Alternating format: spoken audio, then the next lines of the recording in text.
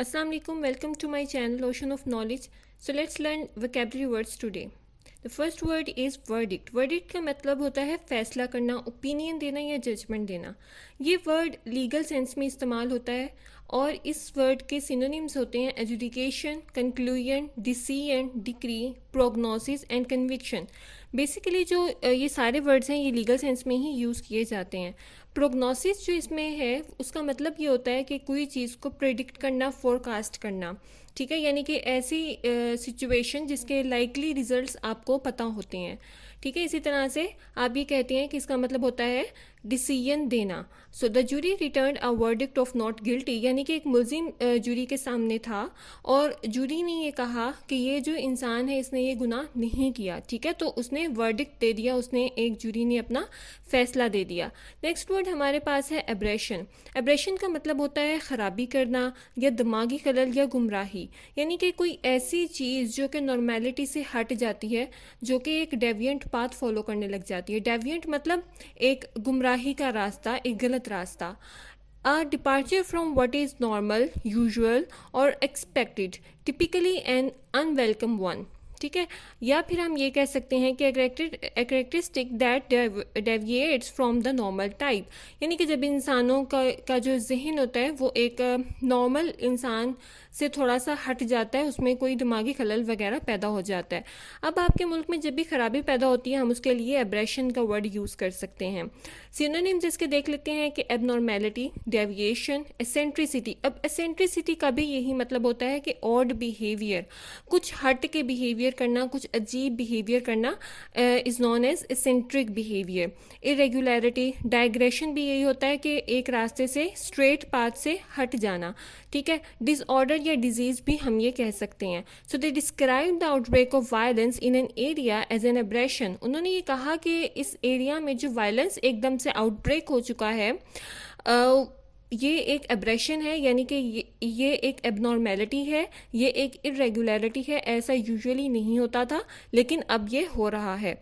ठीक है, नेक्स्ट हमारे पास वर्ड है एक्वियस. एक्वियस का मतलब होता है तस्लीम कर लेना, यानी कि एक्सेप्ट कर लेना किसी भी चीज़ को, that something reluctantly but without protest. यानी कि आप किसी ऐसी चीज़ को मान रहे हैं जिसको मानने का आपका दिल तो नहीं करता, लेकिन फिर भी मानना आपकी मजबूरी बन जाती है और बिना किसी प्रोटेस्ट के, बिना किसी बहस के आप उस चीज़ को तस्लीम कर लेते हैं. इसके सिनोनिम्स देख लेते हैं कि अलाउ कर देना, परमिट करना, stand by, go along with और ओके. कह देना ओके मैं ये काम मैं कर सकता हूँ. ठीक है, सो सारा इक्विस्ट इन हिज डिसीजन. सारा ने अपना जो भी उसको किसी ने अपना फैसला सुनाया था उसने उसको तस्लीम कर लिया, उसको मान लिया. रिलक्टेंटली ही सही, यानी कि खुशी से नहीं माना, अनविलिंगली मान दिया, लेकिन उसको फैसला मानना पड़ा. So the best the leader can hope for is ग्रजिंग equations from the majority of his party. अच्छा, अब इसका मतलब ये है कि एक जो लीडर है ना, जो बेहतर काम वो ये कर सकता है कि जो मेजॉरिटी पार्टी है उसकी, वो उसका साथ देंगी, जैसा भी वो करने को कहेगा सब लोग वैसा ही करेंगे. ठीक है, अब ग्रजिंग का मतलब इसमें ये होता है कि रिलक्टेंटली और फोर्स्ड, यानी कि फोर्स्ड तरीके से अपनी बात को मनवा लेना. मानने वाला, जो बात मानने वाला है वो रिलक्टेंटली मानता है इस बात को, अनविलिंगली एक्सेप्ट करता है किसी भी बात को. ठीक है, इसमें एक और सेंटेंस इसको आप क्लैरिफाई करता है कि to acquiesce is to agree to something और टू गिव इन. ठीक है, मतलब मान लेना या दे देना. And if your kid sister is refusing to hand over the television remote. ठीक है, कि अगर आपकी बहन आपको रिमोट नहीं दे रही है टेलीविज़न का, वो मना कर रही है, so you hope she equals before your favourite show comes on, कि जब आपका जब फेवरेट शो आना है टेलीविज़न पर तो उससे पहले वो आपको रिमोट दे देगी, आप इस बात की उम्मीद रख सकते हैं. सो आर्केन का मतलब होता है खुफिया होना और पोशीदा होना, यानी ऐसी चीज़ जो कि ढकी छुपी है. ठीक है, वो मिस्टीरियस है, वो सीक्रेट है, सिर्फ बहुत कम लोग ही उसको समझ सकते हैं. आप ये कह सकते हैं कि वो एक हाईली नॉलेजेबल चीज़ है जिसको बहुत ऑर्डिनरी लोग नहीं समझ सकते, या कुछ ऐसी चीज़ है जो कि खुद इंटेंशनली तौर पे, डेलिब्रेटली तौर पे उसको सीक्रेट रखा गया है. जैसे कि मिस्टीरियस है, सीक्रेट है, क्लैंडेस्टाइन हम इसके लिए वर्ड इस्तेमाल करते हैं। ऑब्सक्योर का मतलब भी होता है कि गैर वाज़ेह होना, गैर शफाफ होना। एसोटेरिक भी इसी में ही इस्तेमाल होता है कि एसोटेरिक फ़िलोसॉफिकल डिबेट्स, ठीक है। अब फ़िलोसॉफिकल डिबेट्स जब हम करते हैं ना तो बहुत ही कम लोग हैं जो कि फ़िलोसफी को समझ पाते हैं। तो वो जो डिबेट्स होंगी वो क्या होंगी, एसोटेरिक होंगी, वो मिस्टीरियस होंगी, और बहुत कम लोग उन डिबेट्स को में पार्टिसिपेट कर सकते हैं, उनको बेहतर तौर से समझ सकते हैं। रिकंडाइट भी इसी मीनिंग में इस्तेमाल होता है, और ओपेक का मतलब यही होता है कि वो चीज़ जो कि आपके सामने नहीं, खुल के सामने नहीं आ जाती, ठीक है। So arcane procedures for electing people. अच्छा, इसमें जैसे कि आर्केन में जब आईएमएफ डील करता है, अभी आईएमएफ का आपको पता है एग्रीमेंट हुआ, अब उस एग्रीमेंट की जो डिटेल्स होती हैं ना वो पब्लिक नहीं की जाती, ठीक है। हम ये भी कह सकते हैं कि सिर्फ जो इकोनॉमिक जाइंट्स हैं या जो रेलेवेंट उसके सब्जेक्ट्स के लोग हैं, सिर्फ वही उन डिटेल्स को समझ सकते हैं। तो हमारे लिए जो वो डिटेल्स होती हैं वो आर्केन डिटेल्स होती हैं, ठीक है। So he was the only person who understood all the arcane details of the agreement of IMF, ठीक है। तो हम लोग जो ऑर्डिनरी लोग हैं वो क्या है उनमें डिटेल्स हमको नहीं समझ सकते। अकल्ट का मतलब होता है पुरस्कार होना, ठीक है, मिस्टिकल होना, सुपर नेचुरल या मैजिक पावर्स, प्रैक्टिसेस और फिनोमिनास। अच्छा, अकल्ट में जो सुपर नेचुरल या मैजिकल है या क्रिप्टिक अनफैथमेबल है। अब क्रिप्टिक भी यही होता है कि ऑब्सक्योर होना, वजाहत ना होना किसी चीज़ की, समझ ना आना उस चीज़ का। अनफैथमेबल में भी हम इसी तरह से यूज़ करते हैं कि incapable of being fully explored, ठीक है। आप किसी भी चीज़ को पूरी तरह से समझ नहीं पा रहे होते हैं जब तो आप अनफैथमेबल का वर्ड यूज़ करते हैं, ठीक है। He began to believe that he had occult powers, कि उसके पास कुछ सुपर नेचुरल और मैजिकल पावर्स हैं। आपको याद होगा कि जब मिफ्ता इस्माइल को हटाकर इसहाक डार साहब को बुलाया गया तो माना ये गया कि वो कोई एक इकोनॉमिक विजर्ड हैं या वो अकल्ट पावर्स रखते हैं या उनके पास कुछ ऐसी अकल्ट पावर्स हैं, ठीक है। यानी कि कुछ ऐसी मैजिकल, कुछ ऐसी सुपर नेचुरल पावर हैं कि वो आएंगे और डॉलर का रेट भी स्टेबलाइज हो जाएगा, आपकी इकोनॉमी भी एकदम से स्टेबलाइज हो जाएगी। So on a lighter note, well, she claims to have occult powers given to her by some mysterious spirit, ठीक है, कि उसका क्लेम है कि उसको कुछ मिस्टीरियस स्पिरिट से कुछ अकल्ट पावर्स, कुछ मैजिकल पावर्स मिली हुई हैं। So next word is child. Child का मतलब होता है मुलामत करना, ठीक है, किसी को बेइज्जत करना, डांटना, रिब्यूक करना या स्कोल्ड करना, ठीक है। आप कोई गलत काम करते हैं तो आपको डांट पड़ती है ना, ये बिल्कुल इसी तरह से है। सो स्कोल्ड है, ये चेस्टाइज है, या अपब्रेड है, कैस्टिगेट है, रिब्यूक है, लम्बास्ट है, एडमोनिश है, ठीक है।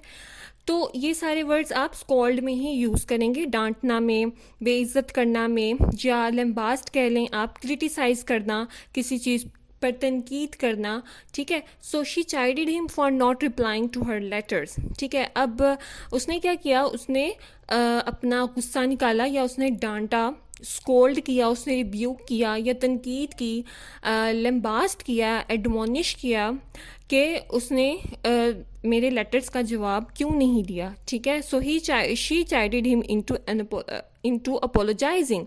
जब उसने इतनी ज़्यादा शिकायत की और इतना ज़्यादा स्कोल्ड किया ना तो फिर अगले बंदे ने माफ़ी मांग ली उससे, ठीक है। वेल, नेक्स्ट वर्ड है हमारे पास सर्कमस्पेक्ट। सर्कमस्पेक्ट का मतलब होता है मोहतात होकर काम करना, ठीक है। वेरी होता है बहुत ज़्यादा केयरफुल हो जाना, and unwilling to take risk. आप रिस्क नहीं लेना चाहते, आप जो भी कदम उठाते हैं वो सोच समझ कर उठाते हैं, ठीक है। कॉशियस होना, डिस्क्रीट है, जुडिशियस है, प्रूडेंट एंड हीडफुल, ठीक है। इसमें हम देखते हैं कि the official word very circumspect in their statements, यानी कि वो बहुत ही केयरफुल थे, उनको पता था कि वो क्या बात कह रहे हैं अपनी स्टेटमेंट्स में, ठीक है। वो प्रूडेंट हैं, जुडिशियस हैं। So she promises to be more circumspect in the future, कि वो ज़्यादा मुहतात रहेगी फ्यूचर में मामलात को लेके। अच्छा, ये मैंने जो पिक्चर लगाई है इसमें यह है कि ये एडवेंचरर्स एडवेंचर करते हैं इस तरह के ख़तरनाक और डेंजरस रोड्स के ऊपर, लेकिन कुछ ऐसे लोग भी होते हैं मेरे जैसे जो कि बहुत ज़्यादा कॉशियस होते हैं, बहुत ज़्यादा सर्कमस्पेक्ट होते हैं, वो इतने ज़्यादा एडवेंचर लविंग नहीं होते and they are very careful कि वो जो भी स्टेप ले रहे हैं वो एक पॉजिटिव डायमेंशन में ही जाए। वेल, नेक्स्ट वर्ड होता है कॉन्फिडेंट। अच्छा, कॉन्फिडेंट का मतलब ये होता है कि आपके बुसम फ्रेंड्स हैं। मकर एक ब्रिटिश आप इनफॉर्मल वर्ड के तौर पे इस्तेमाल होता है। चम है या काउंसलर, इसको आप कह सकते हैं। कॉन्फिडेंट क्या होता है कि कॉन्फिडेंट एक ऐसा इंसान होता है जिसके साथ आप अपने सारे सीक्रेट्स शेयर कर रहे होते हैं और आपको ये यकीन होता है कि वो सारे सीक्रेट्स ही रहेंगे और वो बंदा आगे किसी के साथ शेयर नहीं करेगा। So he is a trusted confidant of the president. ठीक है, कि आपके जो भी वो इंसान है या वो जो उसका पर्सनल सेक्रेटरी है प्रेसिडेंट का, वो उसके लिए एज अ कॉन्फिडेंट है क्योंकि वो उसका एक बूसम फ्रेंड है या वो ऐसा एक इंसान है जिसके ऊपर वो ब्लाइंडली ट्रस्ट कर सकता है। ठीक है, इसके बाद आता है कनाइफ। अच्छा, कनाइफ का मतलब होता है चश्म पोशी करना, यानी कि छुपा देना। गलत काम आपको नज़र आ गया कि गलत काम हुआ है, आप क्या करेंगे, चश्म पोशी कर देंगे, उस काम को छुपा देंगे, बताएंगे नहीं लोगों को। ठीक है, मिली भगत से कोई भी गलत काम कर लेना। So secretly allows something immoral, illegal और हार्मफुल टू अकर और conspire to do immoral, illegal और हार्मफुल। हमारे यहाँ जब होती है ना चोरी वगैरह होती है, तो हम ये कहते हैं कि ये जो चोरी हुई है ना, इन कनाइवेंस विद द पुलिस। ठीक है, यानी कि पुलिस इसकी मिली भगत से ही हुई है जो चोरी हुई है। ठीक है, सो ओवरलुक होता है कॉन्स्पायर, कोल्यूड या कोलैबोरेट कहते हैं। They connived with bank officials to launder money and I did not connive in the production of.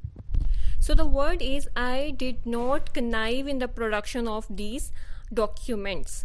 ठीक है, so hope you enjoy the video. If you have any question, if you have any suggestion, so you can tell me in the comment section.